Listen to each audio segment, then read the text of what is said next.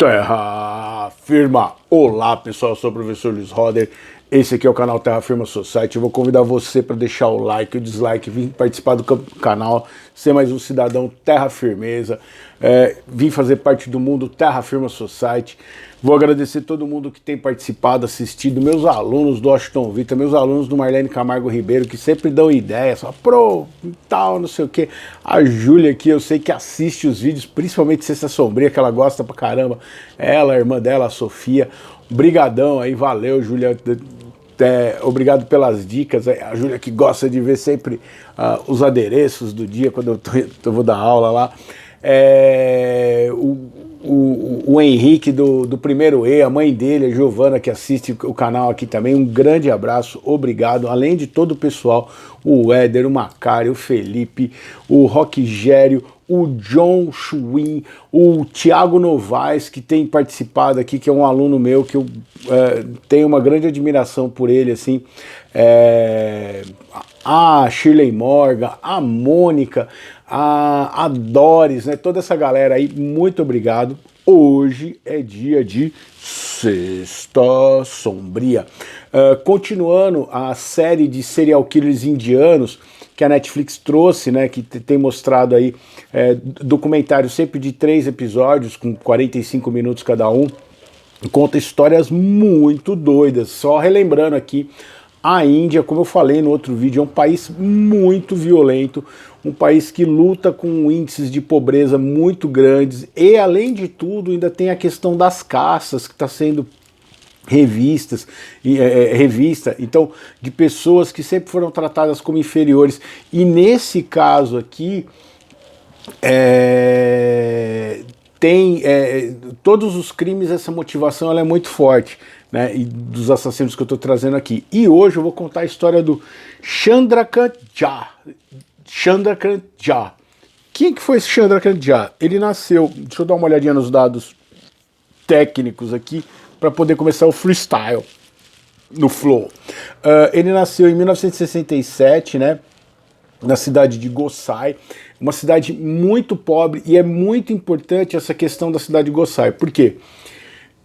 Ele vai cometer os primeiros crimes dele lá, ele vai vir para Nova Delhi, e onde ele vai começar a cometer uma série de crimes em que você percebe que, no fundo, ele queria ser reconhecido pelo que ele fez, pela obra dele que ele estava deixando para trás. Ele foi condenado por 3 crimes, ele ia ser condenado à pena de morte, porém essa pena de morte foi comutada para prisão perpétua. Ele consegue se associá-lo a 18 crimes muito fortes, e ele fazia uma coisa muito doida, né? Então vamos entender a ordem, vou seguir mais ou menos como acontece no documentário. Começam a aparecer corpos, aparece um corpo no portão de uma prisão indiana, que inclusive ele está lá hoje preso, muito doido isso. E aí esse corpo aparece sem partes, né? E cada parte, assim, ele foi... ele meio que fez que nem o Luca Magnotta, tá? Ele meio que espalhou pela cidade, deixou perto do fórum, deixou perto do mercadão lá, que depois você vai descobrir que ele trabalhava lá, ele já começa como bandido, ele começa roubando carga, de novo aqui, que nem eu falei no vídeo da semana passada. Nesse caso, esse cara ele vai ser conhecido como estripador de Nova Delhi, né? Por quê?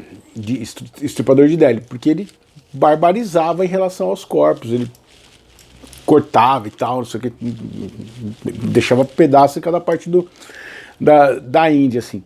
E aí, o que acontece? Ele vai, nesse modus operandi dele, ele já tinha cometido um crime antes que ninguém tinha descoberto. E aí, onde que vai ser o fio condutor para chegar até ele? Ele liga para a polícia, falando, ó, ele deixa o corpo lá e fala, ó, eu deixei um corpo assim, assim, assim no portão tal. A polícia vai, tal, vai resolver, começa a ir atrás. E aí ele deixa 3 corpos. Ele começa em 2006, depois em 2007 e dois em 2007. E aí o pessoal começa, como há essa espetacularização, e ele começa a mandar cartas, né? Então tem uma análise grafológica, uma psicóloga forense falando sobre o perfil dele, por que ele estaria fazendo isso e tudo mais, vão investigá-lo e vão conseguir chegar até ele. E aí quando chegam até ele, ele começa a querer tomar crédito pelos crimes deles. E vão fazer uma investigação, descobrir que na região onde ele morava, ele já tinha cometido isso. E por que ele deixava os corpos sempre na porta dessa prisão? Então cada corpo que ele deixou num portão diferente dessa prisão. Porque ele tinha estado preso lá e ele queria se vingar de um sargento, então ele sabia onde esse sargento da prisão estava, que o cara tinha batido nele. Então ele deixava no Departamento de Justiça também, que era outra coisa. E ele tinha, quando você começa a investigar e se aprofundar na série ali sobre ele, nos 3 episódios, você vai descobrir que o grande fascínio dele era matar pessoas conhecidas dele. Como assim conhecidas dele? Ele se aproximava da pessoa, ele criava uma relação, ele ajudava essa pessoa, e em um determinado momento essa pessoa ia mentir para ele, ia traí-lo na cabeça dele de algum modo, e ele ia lá e ele ia punir essa pessoa. Ele tinha uma coisa meio tipo do Ted Bundy, assim, no sentido dessa ideia de se sentir importante. Ele vinha de uma cidade pobre, uma cidade de uma casta inferior, então, de novo, essa questão da casta ela fica muito, muito forte dentro da motivação do crime, assim. E aí você vai descobrir que ele fazia... Ele tinha uma ideia de ser juiz, júri e executor dentro da cabeça dele. Mais pra frente, quando o seriado começa a ir até a cidade dele e fazer as investigações, entrevistar a galera, você vai descobrir os outros crimes que ele tinha cometido por lá e que as pessoas sabiam que ele fazia isso. E aí vai surgir um negócio muito louco. Por quê? Uma das coisas que o seriado deixa bem claro é que eles estão trazendo informações que a polícia não teve. E uma das coisas que eles vão achar é uma câmera fotográfica na verdade, ele cria uma situação que ele vai intimidar um cara. Quando ele vai intimidar esse cara, que inclusive ele dá o depoimento no documentário, o Chandrakant Jah, sei lá como é que pronuncia isso aqui. O Chandrakant, o que ele faz? Ele leva o cara no quarto e fala assim, e aí tem um cara amordaçado, assim, amarrado. E ele fala assim, você tá vendo esse cara aí?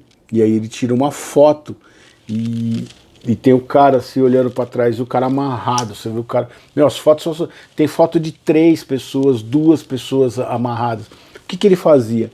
Quando ele subjugava a vítima dele, ele tirava foto antes de fazer o que ele ia fazer, de matar, desmembrar, barbarizar com o corpo. Assim, ele era bem sádico, assim. Ele era um sádico pós-mortem, né, que a gente vai entender. Ele fazia muitas coisas, tipo meio o Jeffrey Dahmer, ele fazia muita coisa depois que a pessoa tinha morrido. Antes ele matava lá, geralmente matava sufocado e depois ele ia desmembrar. E aí ele criava na cabeça das pessoas uma intimidação e tirava essa foto para a pessoa ser associada como cúmplice do crime dele.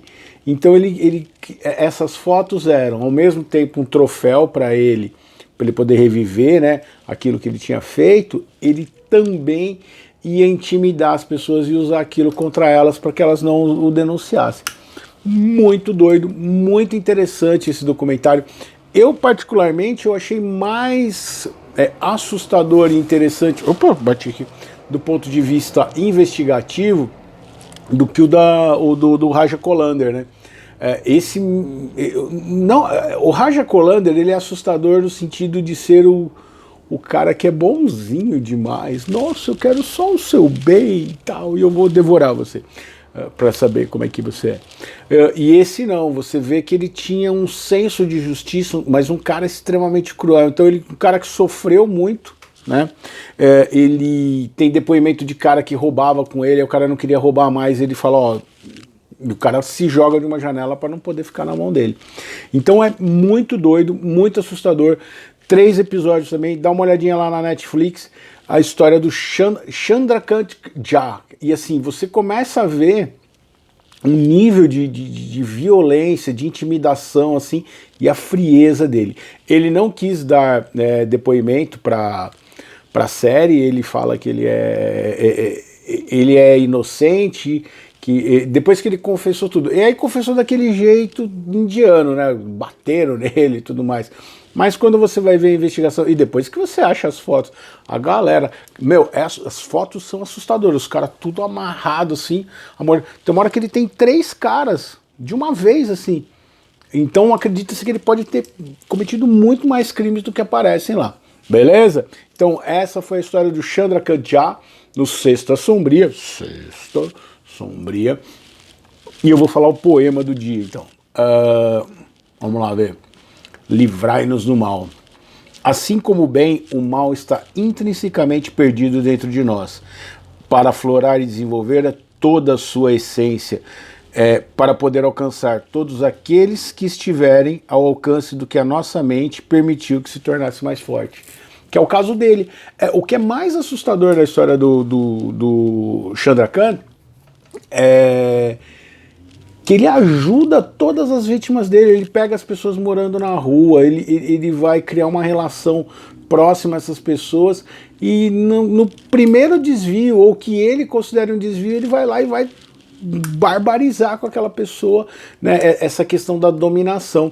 E você vê que o mal que ganhou dentro da disputa dele, assim, né? E a ideia dele que ele é muito doido, a psicóloga fala no documentário, que na cabeça dele, ele estava cometendo um ato bom, então que ele não seria culpado, porque ele estava fazendo um bem para as pessoas, porque ele estava matando uma pessoa que era mentirosa, que o enganou, que fez qualquer coisa assim. Muito doido. Os seres humanos são muito malucos. Beleza? Deixa o like, o dislike, se inscreve no canal.